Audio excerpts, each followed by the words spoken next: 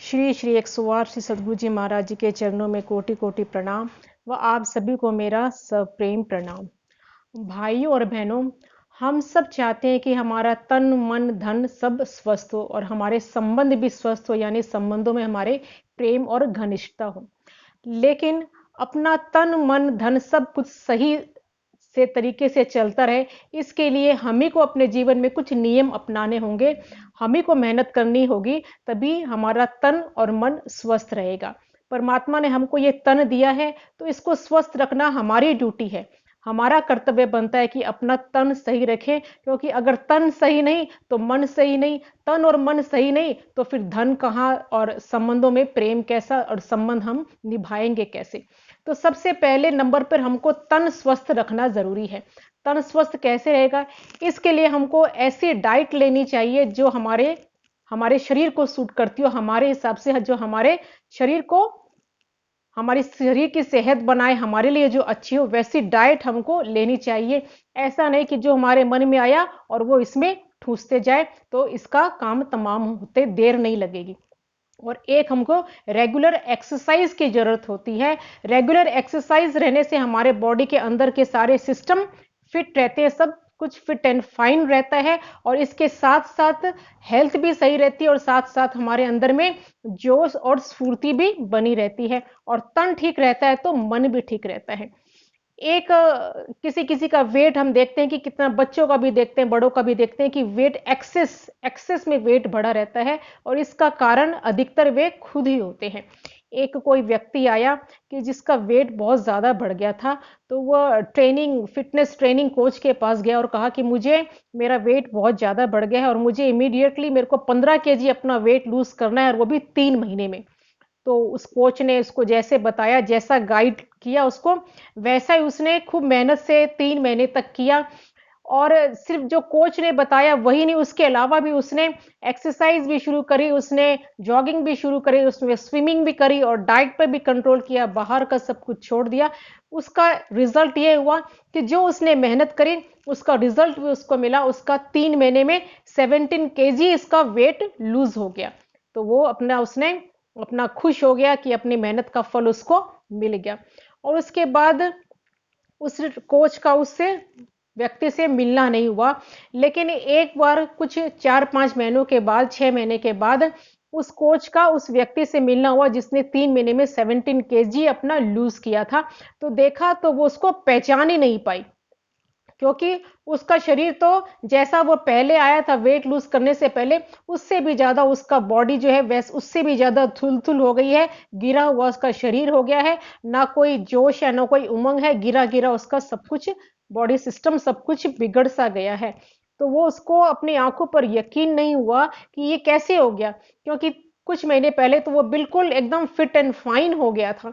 तो उससे पूछे बिना रह नहीं गया कि आखिर ऐसा क्या हुआ कि इतना शरीर इसने अपना बिगाड़ लिया। तो कहा कि 3 महीने के बाद मैंने 17 kg लूज किया था, लेकिन उसके बाद जब मुझको मेरा टारगेट मिल गया तो उसके बाद एक एक करके धीरे धीरे सब कुछ छूट गया। पहले मेरी स्विमिंग छूटी, फिर मेरी वॉकिंग छूटी, फिर पहले मैंने फिर थोड़ा थोड़ा खाना शुरू किया बाहर का, और धीरे धीरे मैं अपनी वही पहली वाली रूटीन पर आ गया। धीरे धीरे करके मेरी वॉकिंग भी, जॉगिंग भी, स्विमिंग, एक्सरसाइज धीरे धीरे करके सब छूट गई। और 5-6 महीनों में जो 17 kg लूज किया था उसके बजाय 22 kg और मैंने बढ़ा लिया। तो वो कोच सोचने लगी कि ये तो बड़ा, एक बार तो हम खूब मोटिवेटेड हो जाते हैं, किसी को हम देखते हैं ऐसा, या कोई वीडियो देखते हैं, या किसी हम ऐसे लोग से मिलते हैं जो अपने शरीर को बड़ा फिट एंड फाइन रखते हैं, तो हम मोटिवेट हो जाते हैं। तो लेकिन धीरे धीरे वे जिन प्रैक्टिस से हमने अपना शरीर सुडौल और फिट एंड फाइन किया था, वे प्रैक्टिस धीरे धीरे करके छूट जाती है। तो इसका मतलब कि हमको नियमित रूप से अपने शरीर को मेंटेन रखने के लिए सबसे पहली बात जो जरूरी है कि डिसिप्लिन, यानी कि रेगुलर। हम जो भी काम करें उसमें अपनी प्रैक्टिस, हमारी रेगुलर तौर पे हमारी प्रैक्टिस होनी चाहिए, तभी हम सक्सेस जीवन में पा सकते हैं और उस सक्सेस को हम मेंटेन कर सकते हैं। तो सक्सेस, सिर्फ सक्सेस पाना हमारा लक्ष्य नहीं है, बल्कि उस सक्सेस को हमको मेंटेन भी हमको करना चाहिए। तो इसके लिए क्या होगा? जब तक हम नियमित रूप से कोई चीज़ को हम फॉलो नहीं करेंगे, रेगुलर नहीं रहेंगे, तो हम कुछ कर नहीं पाएँगे, चाहे हमारा एक्सरसाइज़ है, चाहे तन को स्वस्थ करना है या जीवन में हमारे जो भी हमने टारगेट सेट किया है, या बच्चे हैं जो इंजीनियरिंग करना चाहते हैं, कोई कॉम्पिटिशन एग्ज़ाम क्लियर करना चाहते हैं, या बिज़नेस है वो बिज़नेस की किसी ऊँचाई पर पहुँचना चाहते हैं, या कोई भी किसी ने जो भी अपना लाइफ़ का टारगेट जो सेट किया है, जो कोई स्पोर्ट्समैन है, तो उसने टारगेट सेट किया है कि मुझे इतने मेडल लेने हैं, यहाँ तक मुझको पहुँचना है। तो जिसने जो भी टारगेट सेट किया है, उस टारगेट को पाने के लिए, उस सक्सेस को अचीव करने के लिए उसको प्रैक्टिस डेली रूटीन पर करना चाहिए। एक दिन भी उसको बिना स्किप करे, तभी वो उस सक्सेस को हासिल कर सकता है और सक्सेस को मेंटेन कर सकता है। तो इसके लिए हमको विल पावर की ज़रूरत होती है, क्योंकि एक बार अब जब हम कुछ सुनते हैं, कुछ देखते हैं, तो बड़े मोटिवेटेड हो जाते हैं, लेकिन धीरे-धीरे करके हमारा विल पावर डाउन हो जाता है और सब कुछ एक साथ छूट जाता है।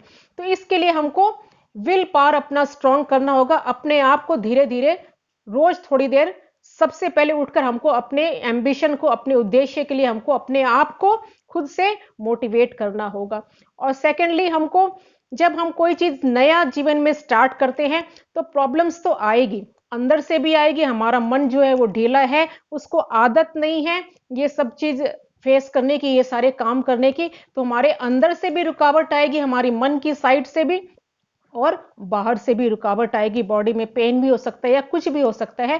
तो उस रुकावट को फेस करने के लिए हमको तैयार रहना चाहिए, क्योंकि ये रुकावटें जो है वो स्टार्टिंग में आएगी, उसके बाद धीरे-धीरे हम सब चीज़ के लिए हैबिचुअल हो जाएँगे। एक बार हमारा विल पावर स्ट्रांग हो जाए और हम रेगुलर हो जाए, उसके बाद जब हम रेगुलर हो जाते हैं, तो उस रेगुलरिटी से हमारा विल पावर स्ट्रांग होता है। एक बार रेगुलर बनने के लिए हमको विल पावर स्ट्रांग करना पड़ेगा, लेकिन जब एक बार हम अपनी रूटीन में आ जाते हैं, रेगुलर हो जाते हैं, तो हमारा फिर वो हमारी प्रैक्टिस से हमारा विल पावर धीरे-धीरे बढ़ता चला जाता है और हम उस लक्ष्य को पा लेते हैं, उस सक्सेस को हम पा लेते हैं। तो किसी बड़े विद्वान ने भी कहा है कि किसी भी लक्ष्य को पाने के लिए, जीवन में सक्सेस पाने के लिए टैलेंटेड होना इतना ज़रूरी नहीं है, जितना रेगुलर होना ज़रूरी है। अगर कोई कितना भी टैलेंटेड हो, अगर वो मेहनत करने में अगर स्किप कर देता है, रेगुलर नहीं रहता है, तो वो सक्सेस को पा नहीं सकता। इसीलिए रेगुलर होना फर्स्ट नंबर पे इम्पॉर्टेंट है। किसी भी फील्ड में देख लें, किसी भी स्पोर्ट्स पर्सन जिसने अपने ओलंपिक्स ले लें या क्रिकेट में ले लें, कोहली, विराट कोहली ले लें, किसी भी कोई बड़े से बड़े प्लेयर्स, सक्सेसफुल प्लेयर्स की अगर हम लाइफ हिस्ट्री देखें, तो देखा जाता है कि अपनी प्रैक्टिस में वे कभी भी स्किप नहीं करते हैं। उनके जीवन में भी प्रॉब्लम्स आती है, फंक्शंस भी आते हैं, सेलिब्रेशंस भी आते हैं, चाहे जीवन में कितना भी कुछ भी आता रहे, लेकिन वे अपने टारगेट अचीव करने में जो रेगुलर उनकी नियम बनाया है, जो रूटीन बनाई है, उसको कभी भी स्किप नहीं करते हैं। क्योंकि एक दिन भी अगर हम स्किप कर जाते हैं, तो हम 1 महीना पीछे चले जाते हैं। इसीलिए विदाउट स्किपिंग एक दिन भी छोड़े, हमको रेगुलर होना बहुत ज़्यादा ज़रूरी है। एक और एग्जाम्पल आता है कि रेगुलर होना कितना ज़्यादा इम्पोर्टेंट रखता है सक्सेस को पाने के लिए। एक बार साउथ पोल पे जो पहुंचने वाले थे, फर्स्ट यात्री जो पहुंचने वाले थे, वो नॉर्वे के थे। लेकिन अपनी अपनी टीम लेकर यात्री जो है वो नॉर्वे से भी निकले थे और इंग्लैंड से भी निकले थे, साउथ पोल पर जाने के लिए, पहुंचने के लिए। कुछ ही दूर तक वे पहुंचे थे, यानी कि पहुंचने वाले थे साउथ पोल पर, करीब 600-700 माइल दूर की दूरी पर ही वे होंगे। तो वे दोनों जो यात्री थे, नॉर्वे का भी और इंग्लैंड का भी, दोनों बराबर टैलेंटेड, बराबर एक्सपीरियंस, दोनों को सब जगह जाने का एक्सपीरियंस भी बराबर, दोनों को एक गवर्नमेंट की तरफ से सपोर्ट भी बराबर मिला हुआ है, दोनों की बराबर एज। लेकिन नॉर्वे वाला जो था वो पहले पहुंच पाया साउथ पोल पर। इसका रीजन क्या था कि 600-700 माइल की दूरी पर दोनों बराबर दूरी पर दोनों थे। लेकिन इंग्लैंड वाले ने क्या डिसाइड किया, उसने डिसाइड किया, क्योंकि साउथ पोल की तरफ में मौसम भी काफ़ी गड़बड़ होता रहता है, तूफान भी आते हैं, तो एक ने डिसाइड किया कि जिस दिन मौसम ठीक रहेगा उस दिन हम चलेंगे, मौसम खराब हो जाएगा तो वहीं पर हम रुक जाएंगे, वहीं पर स्टे करेंगे। लेकिन नॉर्वे वाले ने क्या डिसाइड किया कि मौसम चाहे कैसा भी हो, लेकिन रोज हमको कम से कम 20 माइल हमको डिस्टेंस तो हमको कवर करना ही करना है, मौसम चाहे कैसा भी हो, डेली हमको 20 माइल तय करना है। तो नतीजा क्या हुआ कि नॉर्वे वाला जिसने डिसाइड किया था कि हमको रेगुलर रहना है 20 माइल तो हमको डेली चलना ही चलना है, वो पहला यात्री हो गया नॉर्वे का साउथ पोल पर पहुंचने वाला। तो इसका मतलब हम और दोनों यात्रियों में कोई फर्क नहीं, दोनों बराबर टैलेंटेड, बराबर एक्सपीरियंस, गवर्नमेंट की तरफ से सपोर्ट भी, साधन भी, सबको दोनों बराबर मिले हुए हैं। लेकिन जो रेगुलर था वो विनर हुआ, उसको सक्सेस मिली। तो ऐसे ही हमको भी अपने जीवन में जो भी टारगेट हम सेट करते हैं, चाहे बच्चे हों, चाहे लेडीज हो, चाहे जेंट्स हो, पुरुष हो, बूढ़े हों, हमको उस पर रेगुलर होना जरूरी है।